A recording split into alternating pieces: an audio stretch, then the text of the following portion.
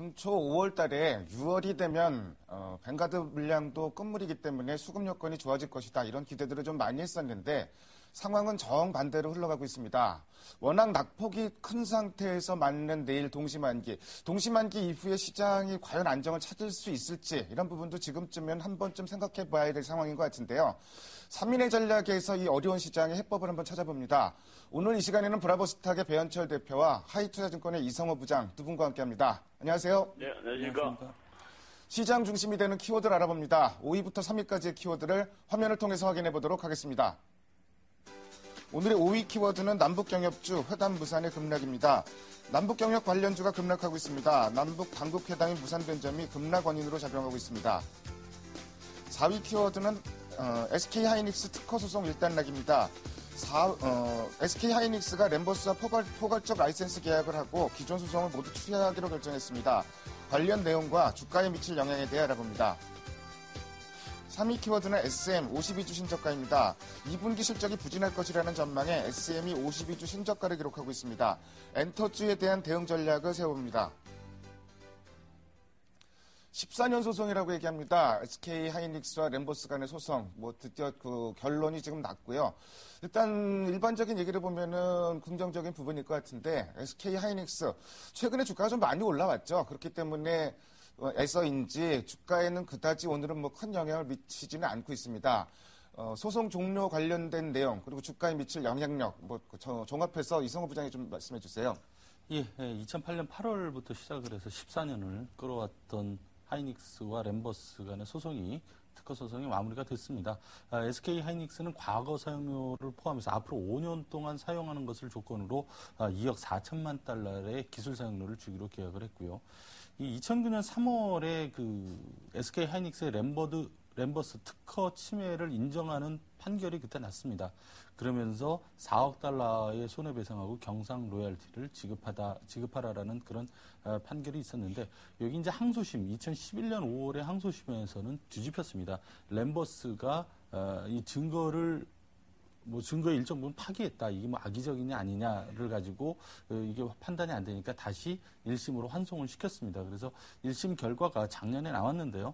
램버스의 불법적인 자료 파기를 인정을 하고 손해배상금을 좀 줄여줬습니다. 3억 9,700만 달러 플러스 경상 로열티에서요.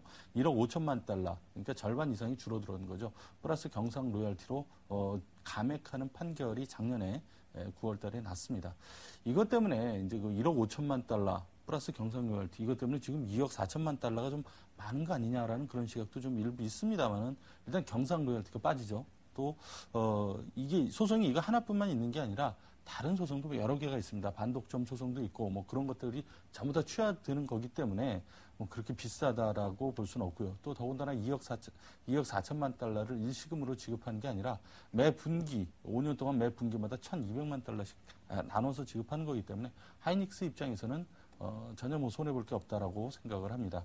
올해 1분기 말 기준으로 SK 하이닉스의 소송 충당 부채가 3,384억이 쌓여있는 상황입니다.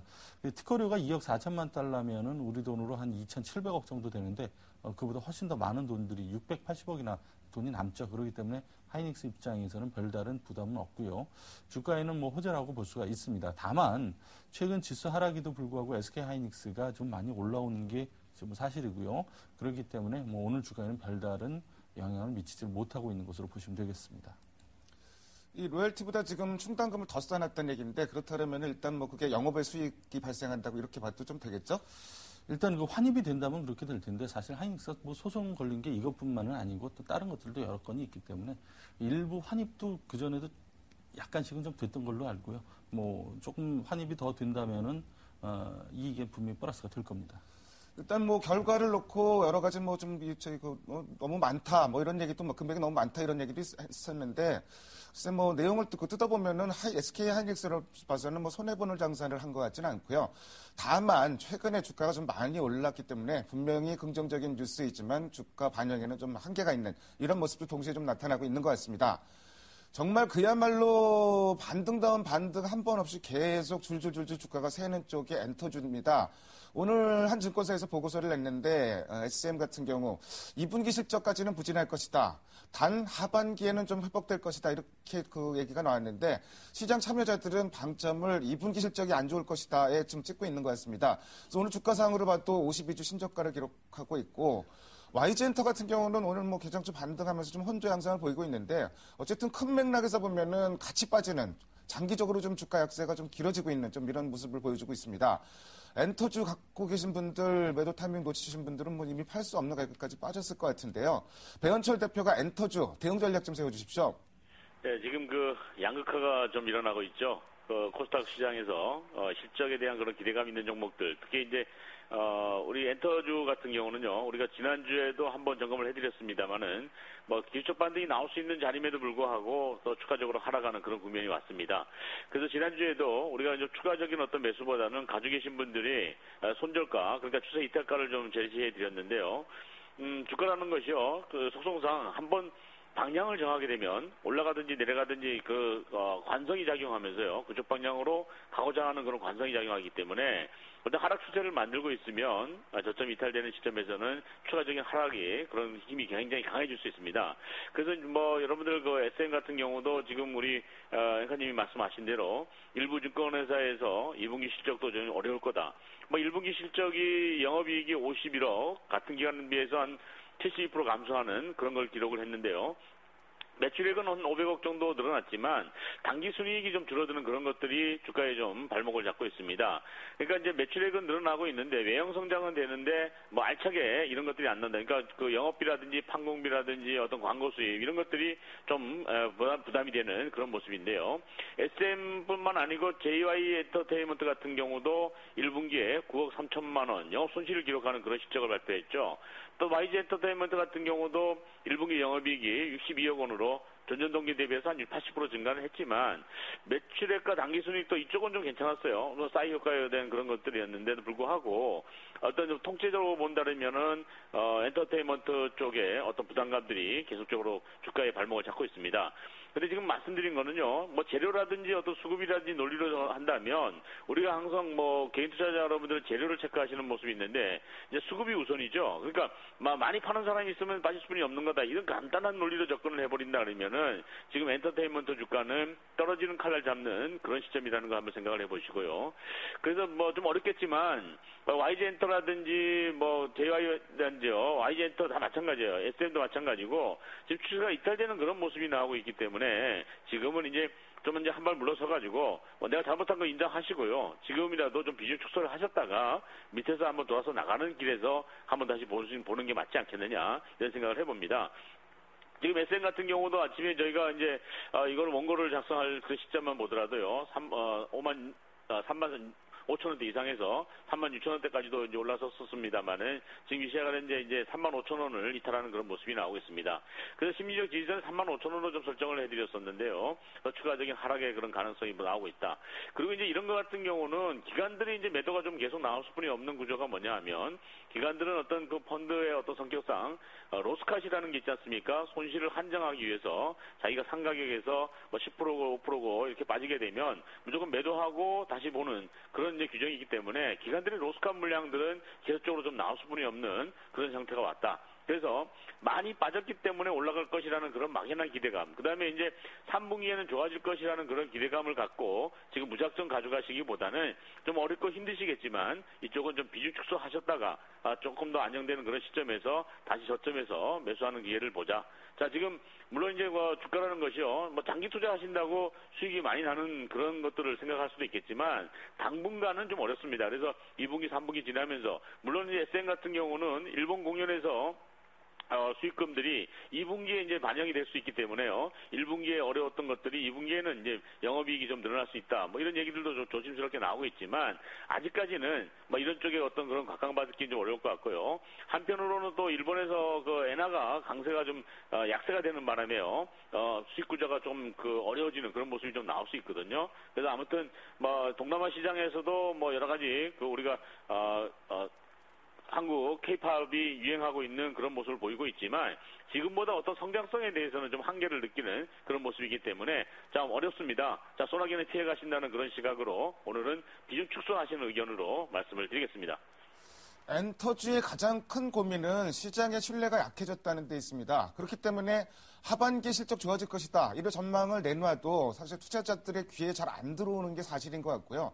어쨌든 신뢰를 되찾기 위해서는 실적으로 뭔가를 보여줘야 되는데 실적, 시장에서 만족할 만한 실적을 발표한다. 이런 어떤 그 결정적인 내용이 없이는 당분간은 좀 모멘텀을 찾기가 쉽지는 않은 그런 흐름이 이어질 것 같습니다. 다음으로 오늘의 2위 키워드를 화면을 통해서 확인해 보도록 하겠습니다. 오늘의 2위 키워드는 MSCI 선진국 지수 편입도 무산입니다. 5번째 무산이 됐습니다. 무산된 거는 예상을 했었는데 더 나쁜 결과가 좀 나왔습니다. 이머징 지수 쪽에 여러 국가들이 좀 들어왔는데 그렇게 되다 보면은 한국 비중은 좀 줄어들 수밖에 없는 상황이고요. 이 부분이 좀 부담으로 작용할 소치가 좀 있는 것 같은데 이성호 부장 어떻게 보십니까? 네, 그렇습니다. 최악의 결과죠. 우리나라 기대는 안 했습니다만은 이머징 증시에 지금 세 나라가 들어왔습니다. 카타르하고 아랍에미레이트가 이제 프론티어 마켓에서 이머징 마켓으로 들어왔고요. 그리스가 선진 시장에서 이머징 마켓으로 이제 강등이 된 상황이죠. 이 세 나라 증시의 시가총액을 합하면은 우리나라의 약 4분의 1 정도 됩니다. 작다고 볼 수는 없는데요. 이머징 증시에서 우리나라 비중이 좀 줄어들 수밖에 없는 상황이 아니겠느냐라고 보는 게 맞을 겁니다. 참고로 올해 3월 말 현재 MSCI 이머징 마켓 지수에서 가장 많은 비중을 차지한 나라가 중국입니다. 중국의 H지수가 18%로 가장 높고 그 다음에 우리나라가 한 15% 정도 되고요. 브라질이 13%, 대만이 11%, 그리고 남아프리카 공화국이 한 7% 정도 되고 나머지는 이제 미만이다 보시면 되고요. 이번 리뷰에서 아까 그 세 나라가 들어오는 것도 문제지만은 가장 큰 문제는 바로 중국입니다. 중국의 A지수가 워치리스트에 이제 포함이 됐다라는 거죠. 중국은 아시다시피 증시가 이제 5개가 있는데 A 증시, B 증시 상위에 있고요. 심천에 AB 있고 홍콩 증시가 있는데 홍콩 주식 중에서 홍콩 H지수에 포함된 H주식들은 기존에 이머징 마켓 지수에 포함이 돼 있었습니다. 아까 말씀드렸다시피 이게 18% 비중이었고요. 근데 본토 쪽은 포함이 안 돼 있었단 말이죠.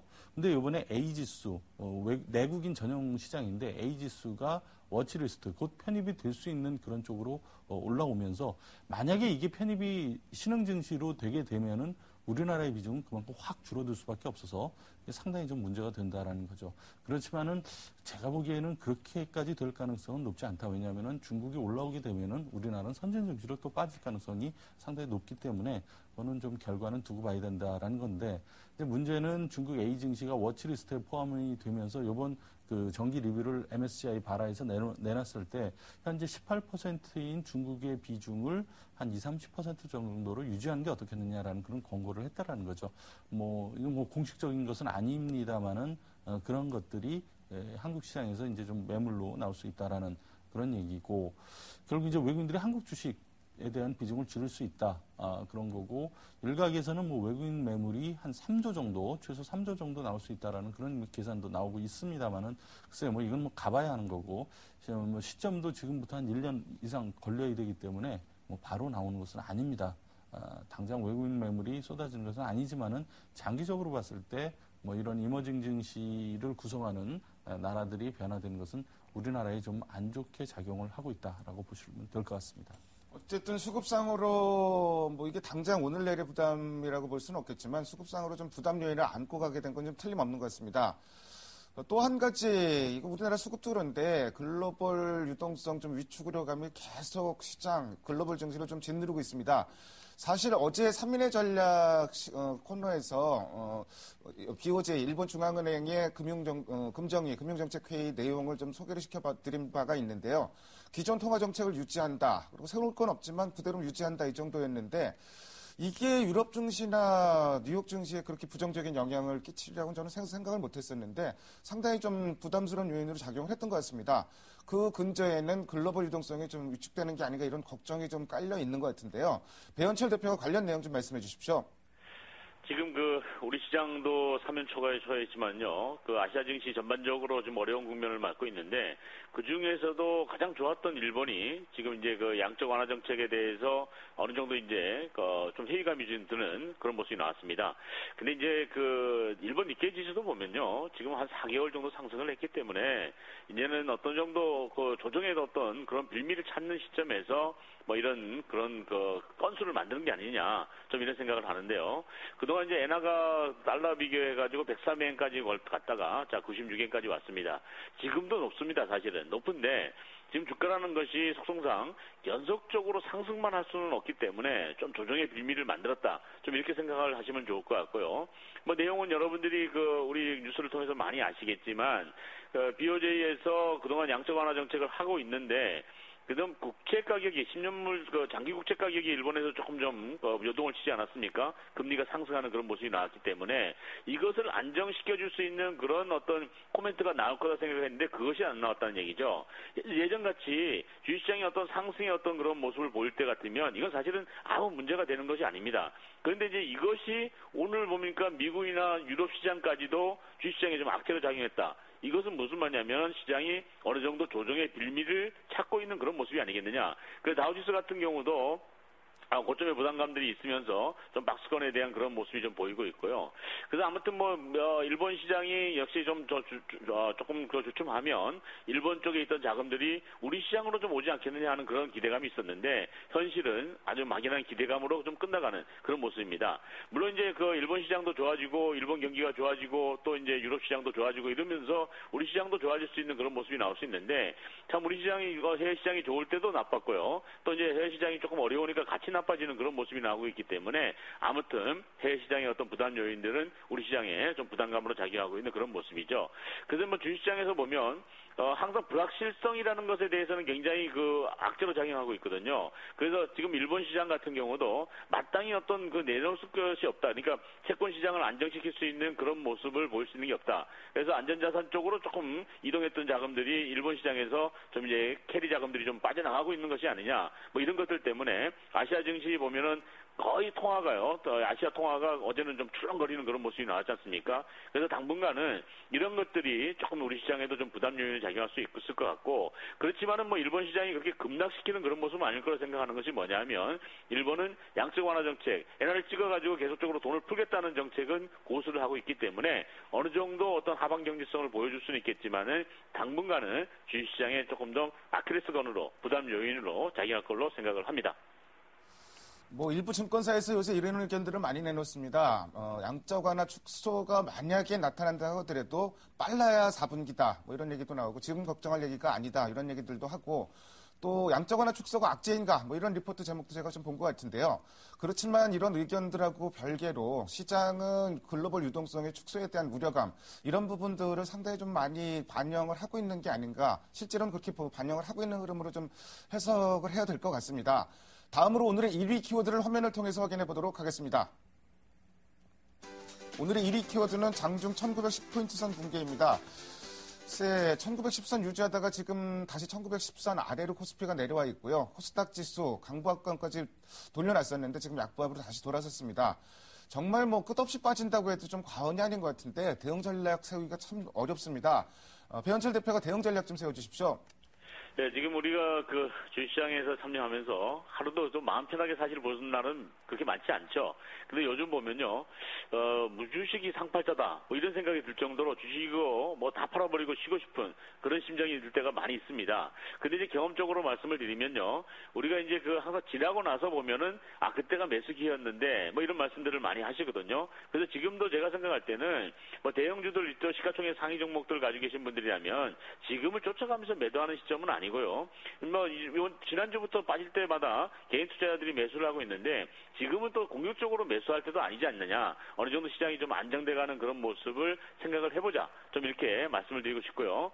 자, 종합주가지수 1900포인트의 지선 여부 굉장히 중요합니다. 근데 이제 아시다시피 오늘 옵션 옵션 만기일 날, 선물 옵션 동시 만기를 하루 앞두고 외국인들의 선물 매도 포지션들이 굉장히 증가하면서 전체적으로 어려운 그런 모습인데요.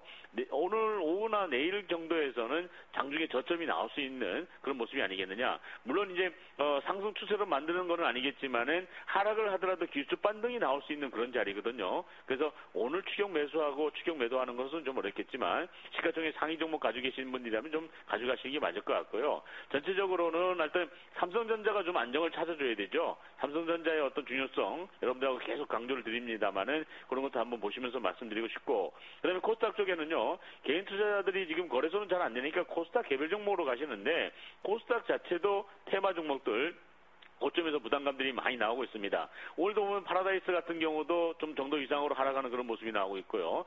개별 종목들 좀 이제 하락 포동의 소용돌이 속에서 신용융자 잔고들이 많이 늘어났다는 것 자체가 주가 하락에서 압력이 될 수 있다는 거 한 번 더 근본적으로 좀 생각을 해보고 싶고요. 그래서 마음 편하게 하신다 그러면 지금 코스닥 쪽에 테마 종목들 가셔가지고 지금 난 물려서 못 팝니다 하지 마시고요. 오히려 거래소도 많이 빠졌습니다. 그래서 어차피 돌아서 나간다 그러면은 거래소 시가총액 상위 종목이 먼저 돌아서 나간다. 그래서 지금은 한 주식 비중 한 70% 정도 치시고 주식 비중이 많으신 분들, 그다음에 종목이 많으신 분들은요, 좀 단순하게 한 3종목 정도로 좀 맞추셔가지고 어렵겠지만 지금은 안 되는 종목들 잘라가지고 올라가기 시작할 때 먼저 가는 쪽으로 바깥하는 것이 빠르다. 자, 지금은 오늘 좀 어렵겠지만 전체 주식 비중 70% 유지하시고요. 시장이 안정되는 그런 시점까지는 조금 기다리는 마음, 오늘 추격 매수는 좀 자제하시기 바랍니다.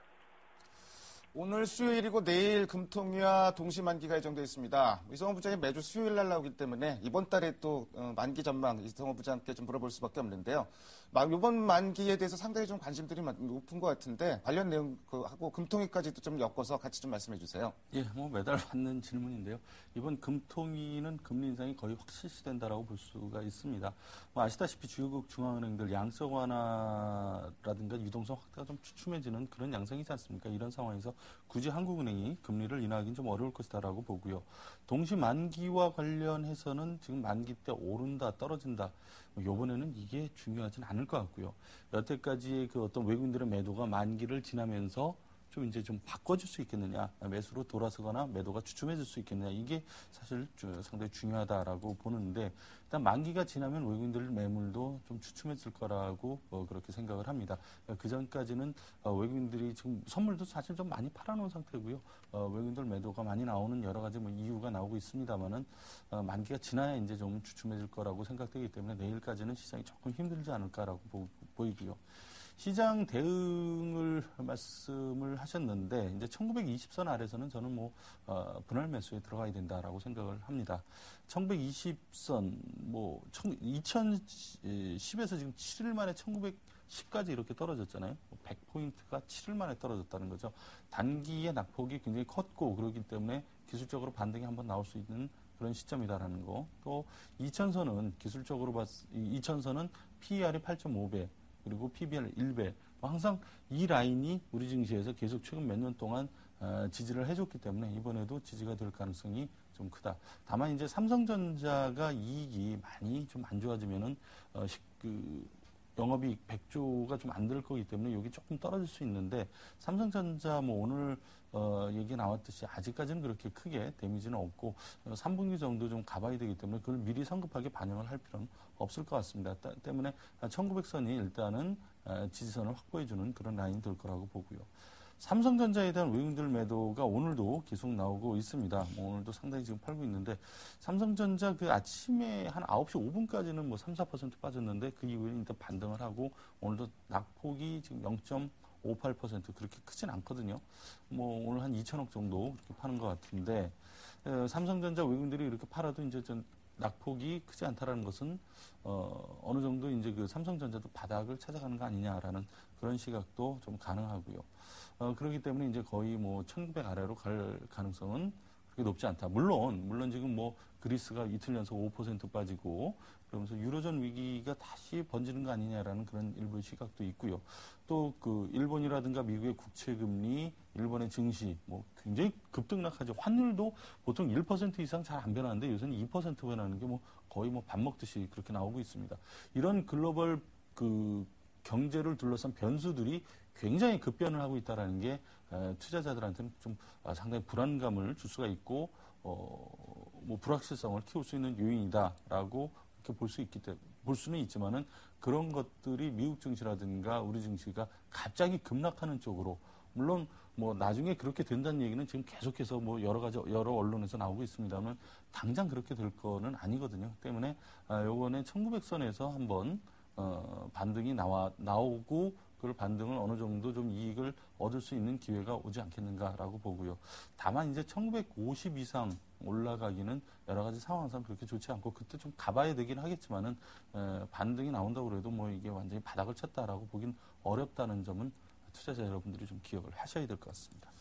최근 외국인들의 현물 선물 매도 아무래도 만기라고 어떤 뭐 연관성을 생각하지 않을 수 없고요.